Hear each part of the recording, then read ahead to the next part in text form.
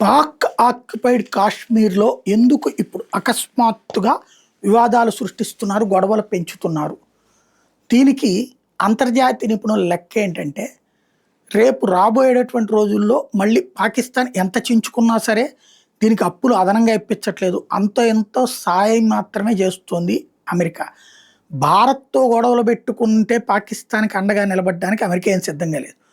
గతంలోకి మళ్ళీ పాకిస్తాన్ ఏదైనా ఓవర్ యాక్షన్ చేస్తే భారతదేశం మీద అదేదో మధ్యవర్తిత్వం వహించడానికి అమెరికా సిద్ధపడితే ఇప్పుడు అలాంటి దాన్ని సిద్ధంగా అంగీకరించేందుకు భారతదేశం సిద్ధంగా లేదు.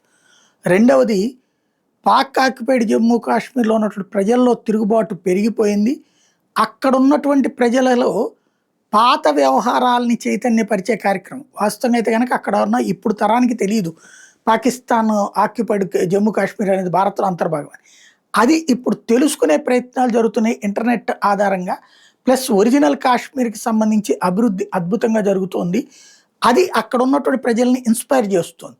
ఇప్పుడు ప్రస్తుతం మాకు రక్షణ కల్పించండి, మమ్మల్ని జాగ్రత్తగా చూసుకోండి అని అడిగేవాడు రేపు పొద్దున మేము భారత్తో కలుస్తామని ఉద్యమించడానికి సిద్ధపడచ్చు. అటు ఇటు బంధువర్గాలే ఉంటాయి. ఇది పాకిస్తాన్ని భయపెడుతోంది. అందుకోసమనినే నాయకుల్ని చంపేస్తే ఉద్యమం అణిగిపోతుందని అణచిపోయేయడానికి ప్రయత్నిస్తోంది.